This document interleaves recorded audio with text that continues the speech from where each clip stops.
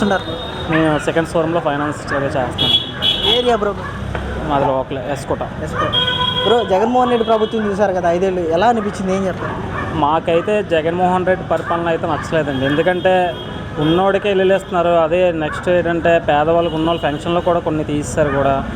ఇంట్లో 2 ఫంక్షన్లు ఉన్నాయని చెప్పి లేని వాళ్ళకి కూడా వాళ్ళకి బాగా నిరుపేదలైనా సరే తీస్తారు. మాకైతే జగన్మోహన్ రెడ్డి పరిపాలన అయితే ఏం నచ్చలేదు. అంటే ఓవరాల్గా ఆయన మంచి చేశాను, బటన్ నొక్కి డబ్బులు వేసానని చెప్తున్నారు కదా అందరికీ. ఆ బటన్ నొక్కడమే కనిపిస్తుంది తప్ప డబ్బులు పడడం అయితే ఎవరికి కనిపించలేదు. ఎవరికో ఉన్నోడికే పడ్డం తప్ప లేనోడికి లాస్ట్ టైం డిఎస్సి వేస్తానన్నాడు. డిఎస్సి దిగే ముందు కరెక్ట్గా నోటిఫికేషన్ ఓపెన్ చేశాడు. ఆ పాపం వాళ్ళు చదువుకున్న వాళ్ళంతా డిఎస్సి చేసిన వాళ్ళంతా ఇలా చాలా ఇబ్బంది పడుతున్నారు దానివల్ల. అన్న ఏంటి ఈ 2024 ఎలక్షన్స్ ఇక్కడ మీ నియోజకవర్గం ఎస్కోట్ నియోజకవర్గం ఎలా ఉండబోతుందంటారు, ఏం చెప్తారు? 2024 ఈ నియోజకవర్గంలో బంపర్ మెజారిటీతో లలిత్ కుమార్ గారు అయితే పక్కా వస్తారని నేను అనుకుంటున్నాను. అంటే ఎందుకని అన్న లలిత్ కుమార్? ఎందుకంటే లలిత్ కుమారి నలుగురిలో ఇప్పుడు ఈ రోజు వరకు ఎమ్మెల్యే గెలిచి ఉన్నాడు, కానీ అప్పుడు ఓట్లప్పుడే తప్ప మామూలు టైంలో అయితే ఏ రోజు కూడా ఎవరికి కనిపించేది లేదు. నార్మల్ అదే లలిత్ కుమారి గారు అయితే ఆవిడ దగ్గరికి వెళ్తే ప్రతి సమస్యను నెరవేరుస్తుంది. నెక్స్ట్ అనుకున్నట్టు చేస్తుంది ఆవిడ. అన్న మరోపక్క ఎంపీ అభ్యర్థులుగా మొన్నటి వరకు వైజాగ్ పార్లమెంట్ అభ్యర్థిగా ఎంఈవి సత్యనారాయణ గారు ఉన్నారు కదా, మరి ఆయన ఏమన్నా అభివృద్ధి చేశారా? ఈ ప్రాంతానికి ఏమన్నా వచ్చారా అసలు ఏంటి? ఎంఈవి సత్యనారాయణ అంటే ఎవరో కూడా నాకు తెలియదు. ఎస్కోట ఇప్పటికి వచ్చి ఎంఈవి సత్యనారాయణ అంటే ఎవరో కూడా నాకు ఈ రోజు వరకు అయితే నాకు తెలియదు. మరి ఇక్కడ ఎంపీ అభ్యర్థులుగా ఈసారి ఎన్నికల్లో భరత్ గారు టీడీపీ నుంచి, శ్రీభరత్ గారు వైసీపీ నుంచి ఝాన్సీ గారు పోటీకి వస్తున్నారు కదా, ఇక్కడున్న సమస్యల మీద ఏదైతే పార్లమెంట్లో మాట్లాడాల్సిన విషయాలు, ఏదైతే స్టీల్ ప్లాంట్ కానీ రైల్వే జోన్ విషయంలో కానీ ఇక్కడ ఉత్తరాంధ్రకు రావాల్సిన నిధుల విషయంలో కానీ ఎవరైతే గట్టిగా పోరాటం చేయగలరంటారు, ఏం చెప్తారు? భరత్ గారు అయితే గట్టిగా పోరాటం చేస్తారని నేను అనుకుంటున్నాను. ఎందుకంటే ఆయన ఫస్ట్ నుంచి ఆయన అందరికీ తెలుసు. మరి వీళ్ళే చూసుకోవడం తప్ప ఎవరికి తెలియదు, కానీ భరత్ గారు అయితే ఫుల్ సపోర్ట్ చేస్తారు. ఎందుకన్నా భరత్ గారు నలుగురిలో తిరిగిన అతను. నెక్స్ట్ ఏంటంటే మంచి వ్యక్తిత్వం గల అతను ఎంపీ భరత్. సో ఓవరాల్గా ఏపీ మొత్తం ఎన్నికలు ఎలా ఉండబోతున్నాయి అంటారు? ఏపీ మొత్తం ఎన్నికలు అయితే పక్కాగా టీడీపీ వస్తుంది. పక్కా 100కి 100% టీడీపీ అయితే బంపర్ మెజార్టీ కలిగిస్తుంది. అంటే అన్న ఇక్కడ గంజాయి వాడకం పెరిగిందని చెప్పేసి కూడా చాలా వార్తలు వస్తున్నాయి, ఏమంటారు? గంజాయి అంటే ఈ మధ్య చాలా పెరిగింది ఇటువైపు. యాక్చువల్గా ఇటు అరకు నుంచి దిగేది ఎక్కువ గంజాయే. ఈ మధ్య అయితే ఇంకా చాలా భారీగా పెరిగిపోయింది గంజాయి ఇటువైపు. ఎస్కోట్లో ఈ చుట్టుపక్కలే చాలా గంజాయి నడుస్తుంది ఎక్కువ. ఓకే అన్న, థ్యాంక్ యూ. నమస్తే, మీ పేరు? సతీష్. ఏం చేస్తుంటారు? ఆటో కన్సల్టెన్సీలో జాబ్ చేస్తాను. ఎక్కడన్నా? ఎస్కోట. అన్న మరి జగన్మోహన్ రెడ్డి గారు ప్రభుత్వం చూసారు 5 ఏళ్ళు కూడా, ఎలా అనిపించింది? అంటే అందరికీ మంచి చేస్తున్నాం, బటన్ నొక్కి డబ్బులు వేస్తున్నాను అని చెప్పి మాట్లాడారు కదా, ఎలా ఉంది, ఏం చెప్తారు? అదే బటన్ విషయం ఒక ఎగ్జాంపుల్ చెప్తానన్న. నాకు రీసెంట్గా మ్యారేజ్ అయ్యి 6 months అవుతుంది. ఇదే జగన్ అన్న పెళ్లి కానుకని ఒకటి పెట్టారు. అన్ని ప్రూఫ్స్ పెట్టాను, బటన్ నొక్కని అన్నారు. ఇదిగో ప్రత్యక్ష సాక్షి ప్రూఫ్. ఇప్పుడు వచ్చి మా అత్త అకౌంట్లో డబ్బులు పడలేదు. ఏమన్నా అడిగితే ఎలక్షన్ కోడ్ పడిపోయింది, ఇంక రావని చెప్పాను. అంటే ఈ 5 ఏళ్ళలో మంచి చేసామని అంటున్నారు కదా, అభివృద్ధి ఏమైనా జరిగిందా ఈ 5 ఏళ్ళలో? అభివృద్ధి అనేది ఇక్కడ ఎస్కోట్లో అనేది శూన్యం అన్న.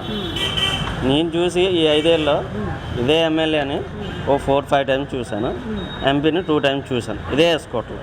అంతకుమించి ఇంకే వాళ్ళ గురించి చెప్పిన వాళ్ళు ఏది చేశారా అంటే ఇసుక దావపుడి, భూ కబ్జాలు అవే చేశారు తప్ప ఇక్కడికి వచ్చి అంతకుమించి ఇంకేం చేయలేదు ఇక్కడ. అన్న ఏంటి మరి ఈ ఎన్నికల్లో ఎస్కోట్ నియోజకవర్గం నుంచి టీడీపీ నుంచి లలిత్ కుమారి గారు, వైసీపీ నుంచి శ్రీనివాసరావు గారు పోటీ చేస్తున్నారు. వీళ్ళిద్దరి మధ్య ఎలా ఉంటుంది అంటారు? ఎవరు వస్తే బాగుంటుందంటారు? ఈసారి లలిత్ కుమార్ మటుకు 1,00,000 మెజారిటీతో కంపల్సరీ గెలుస్తారు. అంటే ఆవిడ ఎందుకు కోరుకుంటున్నారు? లోకల్ ఆవిడ ఇక్కడ అందరితో మమేతమై ఉంటారు. చిన్నప్పటి నుంచి ఎక్కడే తిరిగారు, ఎన్ని చేశారు. ఆయన నాన్ లోకల్, ఎక్కడో గజపతి నగర్ నుంచి వచ్చారు. మేము ఎవరికో ఆయన తెలియదు. ఆవిడనుకో చూసిన మొక్కం చేసిన మనుషులు, ఏదైనా కొనవేతనంగా ఉంటుంది. అది అన్న మరి వైజాగ్ పార్లమెంట్ అభ్యర్థిగా శ్రీభరత్ గారు టీడీపీ నుంచి, వైసీపీ నుంచి ఝాన్సీ గారు పోటీ చేస్తున్నారు. అంటే వీళ్ళిద్దరిలో ఎవరైతే ఇక్కడ వైజాగ్ పార్లమెంట్ పరిధిలో ఉన్న స్టీల్ ప్లాంట్ విషయంలో కానీ, రైల్వే జోన్ విషయంలో కానీ, ఉత్తరాంధ్రకు రావాల్సిన నిధుల విషయంలో కానీ, ఎవరైతే యువతకు ఉపాధి కలిగించే విషయంలో గట్టిగా పార్లమెంట్లో మాట్లాడగలిగే సత్తా ఎవరికి ఉందనుకోవచ్చు అంటారు, ఏం చెప్తారు? ఇదే ఎగ్జాంపుల్, అదే YSR Jaganmohan government steel plant private కన్నా చేస్తానో ఒక మాట మాట్లాడాలి. ఇప్పుడు అదే ఇష్యూ వీళ్ళు ఏంటి మాట్లాడగలరు? అవునా కదా ఎగ్జాంపుల్ కావిడ అదే ఎంపీలు ప్రైవేట్ కానీ చేత ఒక్క ఎంపీ కూడా పార్లమెంట్లో మాట్లాడలేదు. ఇప్పుడు దాన్ని వ్యతిరేకిస్తారని ఎలాగనుకోగలరు వీళ్ళు? ఆ విషయంలో అయితే ఎంపీ గారే బెటర్, బాగా చేస్తారు. అంటే భర్త గారు ఎందుకు అనుకున్నారండి? ఆయన కొంచెం ఎడ్యుకేటెడ్ పర్సన్, అలాగనే ఆయనకు రూపాయి అవసరం లేదు. ఒక వ్యక్తిగతంగా ఒక మంచి ఆయన, మాట్లాడే తత్వం ఉంది ఆయన. అన్న ఏంటి మరి ఇక్కడ వైజాగ్ ఋషికొండ మీద ఒక ప్యాలెస్ కట్టారు కదా, దాదాపు 500 కోట్లు ఖర్చు అయ్యాయని, ఒక టాయిలెట్కి 25 లక్షలు ఖర్చు పెట్టారని చెప్పి తెలుస్తుంది. ఎలా అనిపిస్తుంది అన్న? అదో గ్రీన్ మ్యాట్ వేశారు కదన్న, 25 లక్షలతో ఏదో గ్రీన్ మ్యాట్ వేశారు, దానికి అయ్యి ఉంటాయేమో ఆ గ్రీన్ మ్యాట్. సో ఓవరాల్గా ఎన్నికలు ఎలా ఉండబోతున్నాయి అంటారు? ఈసారి అయితే పోటీగా ఉంటుంది, పక్కా టీడీపీ వస్తుంది అండి. మీ పేరు? శ్రీరామ్ అండి. ఏం చేస్తుంటారు? సెకండ్ షోరూంలో వర్క్ చేస్తుంటారు అన్న. మరి దాదాపు జగన్మోహన్ రెడ్డి ప్రభుత్వం చూశారు 5 ఏళ్ళ నుంచి కూడా, గత 5 ఏళ్ళు చంద్రబాబు నాయుడు ప్రభుత్వం చూశారు కదా, ఇప్పుడు ఎన్నికలు దగ్గర పడ్డాయి. ఈ 2 ప్రభుత్వాల మీద మీ అభిప్రాయం ఏంటి? అసలు ఎంత తేడా గమనించారంటారు? ఏం చెప్తారు అసలు? 2 ప్రభుత్వాల మీద తేడా ఏం గమనించారంట? 2 ప్రభుత్వాల మీద తేడా ఏంటంటే, ఈ వైఎస్ఆర్ ప్రభుత్వంలో మేము గమనించింది ఏంటంటే ఎక్కువ ఉన్న వాళ్ళకే ఉన్నదన్నమాట. పేదవాడికి అన్నట్టు పేదవాడికి జగన్ ప్రభుత్వం పేదవాడికి అంతే వస్తుంది అన్నారు, కానీ పేదవాడికి వచ్చింది ఏం లేదు. ఎందుకంటే పేదవాడికి ఇచ్చింది రూపాయి, తీసుకుంది 10 రూపాయలు. ఆ విధంగా చూసుకుంటే ఇదివరకు మాకు కరెంట్ ఛార్జీలు 2 నెలలకు ఒకసారి 300 వచ్చేది, ఇప్పుడు నెలకే 600 వస్తుంది. దాన్ని బట్టి చూసి పేదవాడికి ఎక్కడ మేలు జరిగినట్టు చెప్పండి. ఆ విషయంలో అయితే నేను పేదవాడికి వైఎస్ఆర్ ప్రభుత్వంలో మేలు జరిగింది అనేది అయితే నేను ఒప్పుకోవట్లేదు. అన్న ఏంటి మరి ఇక్కడ ఎన్నికలు వస్తున్నాయి కదా, మీ ఎస్కోట్ నియోజకవర్గంలో ఎలా ఉండబోతుంది? అంటే టీడీపీ నుంచి లలిత కుమారి గారు, వైసీపీ నుంచి శ్రీనివాసరావు గారు పోటీ చేస్తారు. ఎలా ఉంటుంది అంటారు? ఏం చెప్తారు? టీడీపీ నుంచి లలిత్ కుమార్ గారు బంపర్ మ్యాజిక్ ఇక్కడ గెలుస్తుంది ఎస్కోట్లో. అంటే ఎందుకన్నా? ఎందుకంటే లోకల్గా ఆవిడ ఉన్నది. కడుమంటి శ్రీనివాసరావు గారు ఎప్పుడో 5 సంవత్సరాలకు ఒకసారంటే ఎప్పుడో మేము ఎన్నికలకు చూసాము, మళ్ళీ ఈరోజు ర్యాలీలో చూస్తాను. 5 ఏళ్ళ నుంచి గెలిచే ఉన్న ఎమ్మెల్యే కదా, ఆయన ఏమీ అభివృద్ధి ఏం చేయలేదంటారు ఇక్కడ? అభివృద్ధి అంటే ఎస్కోట్లో చేశాడని నేనైతే అనుకోవట్లేదు. ఎందుకంటే చేస్తే కనిపించాలి కదా ఎస్కోట్లో.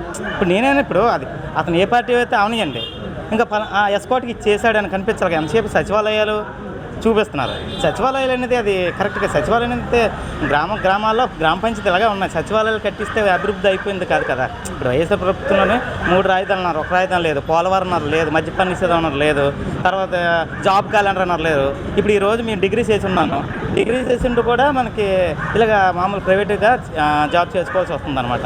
అంటే మా విషయం వదిలేండి, ఇంకా ఫ్యూచర్లో పిల్లలకి భవిష్యత్తు కావాలంటే నిజంగా టీడీపీ ప్రభుత్వం రావాలి, మనకి ఇండస్ట్రీలు రావాలి, ఇండస్ట్రీల్లో చదువుకున్న వాళ్ళకి జాబులు రావాలి, అప్పుడే అభివృద్ధి అనేది జరుగుతుంది. ప్రతి వాళ్ళకి 10,000 5,000 పనిచేయడం వల్ల అభివృద్ధి అనేది ఎక్కడా జరగదు. అది అంటే ఇక్కడ ఎంపీ అభ్యర్థిగా టీడీపీ నుంచి భర్త గారు, వైసీపీ నుంచి ఝాన్సీ గారు పోటీ చేస్తున్నారు కదా. అంటే ఇక్కడ వైజాగ్ పార్లమెంట్ ప్రధానంగా చూసుకుంటే స్టీల్ ప్లాంట్, రైల్వే జోన్ అన్న సమస్యలు ఉన్నాయని తెలుస్తుంది. మరి వీటి మీద ఫైట్ చేయాలంటే ఎవరు వస్తే బాగుంటుంది అంటారు? ఏం చెప్తారు?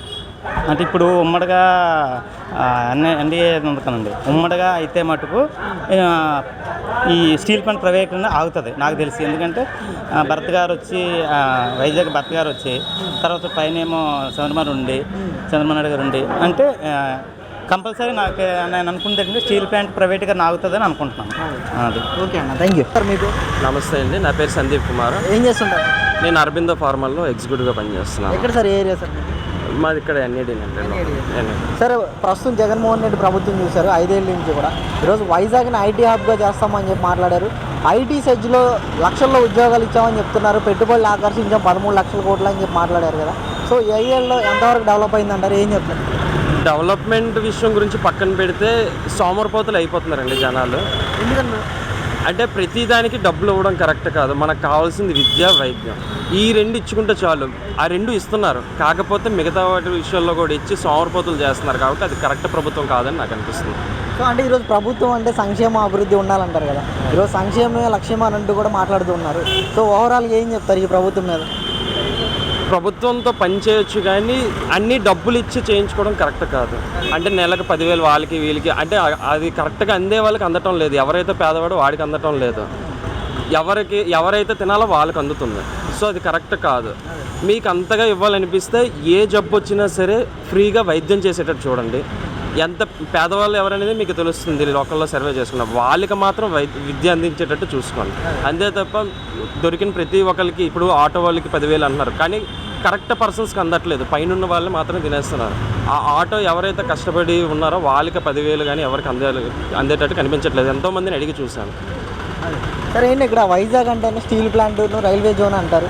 ఈరోజు ఎంవివి సత్యనారాయణ గారు 5 ఏళ్ళ నుంచి ఎంపీగా ఉన్నారు కదా, మరి వీటి డెవలప్మెంట్ విషయంలో కానీ స్టీల్ ప్లాంట్ను రక్షించడం విషయంలో కానీ ఏమన్నా అభివృద్ధి విషయంలో పోరాటం చేశారంటారా? ఏం చెప్తారు? ఆ అభివృద్ధి గురించి పోరాటం చేస్తే ఇప్పుడు ఇంకా అది బంద్ అనేది అలాగ ఉండదు కదండి. ఇప్పుడు ఆల్మోస్ట్ 3 years అవుతుంది ఆ బంద్ అలానే కొనసాగుతుంది. సో దాంట్లో డెవలప్మెంట్ ఏం కనిపించలేదు. అయితే అటు పక్కనే తీసుకెళ్ళిపోవాలి లేదా ఇటు పక్కనే తీసుకురావాలి. ఆ బంద్ ఇంకా 3 సంవత్సరాల నుంచి కొనసాగుతుందంటే మనకి ఎంత లాస్ అనేది మీరు ఆలోచించుకోవాలి. సరే, అంటే మరో పక్కన ఇక్కడ ఎన్నికలు వస్తున్నాయి కదా, ఇక్కడ ఎంపీ అభ్యర్థులుగా చూస్తే ఈరోజు టీడీపీ తరఫున శ్రీభారత్ గారు, వైసీపీ నుంచి ఝాన్సీ గారు నిలబడుతున్నారు.